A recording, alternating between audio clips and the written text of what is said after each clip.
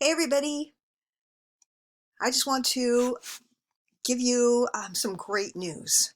Um, One of my bosses and I have been talking about how odd it is that we don't have face-to-face, and there's so many things that I do in class and with the students that are lost kind of on the online version of this course. So in order to make the stakes lower or to create less stress for you, and let's face it, for me, during this very bizarre time we're living in, I am going to switch to a contract grading system. So I'm going to scrap, I'm revising the syllabus. I have never done this ever in my 25 years of college instruction. Have I ever revised a syllabus after I have published it or given it to you? But given the circumstances, I feel like this is going to be helpful for everybody. All right, so here's how it works. Instead of the grade spread being X% for participation and X% for something else and X% for this, that, and the other, I'm going to make it really simple. You're going to choose the grade you want to earn, and then you're going to do the work required to earn that grade. Okay? So I'm going to implement contract grading, and it looks kind of like this. If you want to earn, if you're okay earning a C, if you're like, hey man, I'm so stressed out, C means complete, I did it. So you can see the criteria here: complete most weekly assignments on time. You can actually choose not to submit 2 assignments. These cannot be assignments associated with the research paper, but other than that, you can pick, say, 2 papers to decide you don't even want to submit. You also must submit work that demonstrates an acceptable attainment, and I'm going to discuss that in just a minute. What does that actually even mean, acceptable attainment of the course objectives? The work's strengths and weaknesses are balanced. Okay, so a C range is kind of saying, hey, you're doing average work. Some people are doing better, some people are not doing as well, but it's still completely acceptable.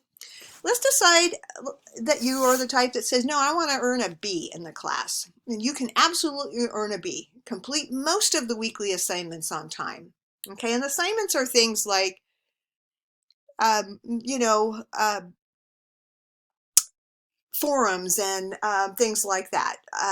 You can also choose not to submit one paper assignment during the quarter. All right, these aren't forum posts, but as you remember, we have a 1-page article and we have a 2 to 3 page paper. You could decide not to choose to submit one of those and still and complete the rest of this. Submitted work must demonstrate good attainment. Your work strengths mostly overshadow the weaknesses. So this is leaning toward above average. It shows some original thinking and questioning, whereas the C is kind of go with the minimum requirement. Hey, get her done. B is going to show some kind of a little more sparkling scholarly um, essence to it. If you want to earn an A- or an A in the course, you are going to complete all weekly assignments on time. All assignments are submitted during the quarter. In other words, you don't choose any of those kind of smaller graded assignments to dump. You would submit those. All right. Your submitted work must demonstrate superior attainment, and your work strengths must clearly overshadow the weaknesses. The work consistently demonstrates original thinking and questioning. Okay, so, and then I tell you what happens if you don't turn in 3, how pluses and minuses are going to factor into the grade. Notice that the final draft of your research paper or any of its components does not count as one of those assignments that you can ditch. Okay, so those are really the core components. The research paper is something we don't want to monkey with.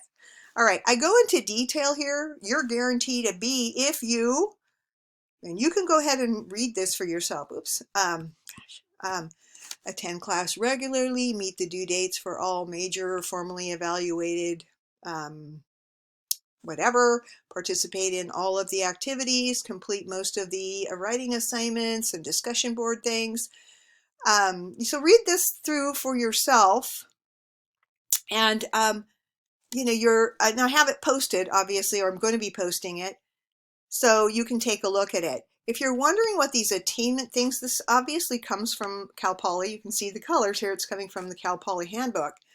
So if up here, in order to get a C, then you have to achieve acceptable attainment. So acceptable attainment, when we scroll down here, acceptable attainment is kind of around C plus, C.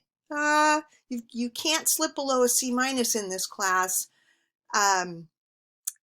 especially if you're doing credit, no credit. And I know that you've all received the email about credit, no credit, and actually one of the reasons that I wanted to switch to contract grading, this whole concept of students being allowed to choose credit, no credit up until the very end of the quarter and it not really have any impact on your GPA, or at least as far as I understand, is something kind of new, which I think the contract grading is going to be better suited to, especially if you're going to be one of those credit, no credit people.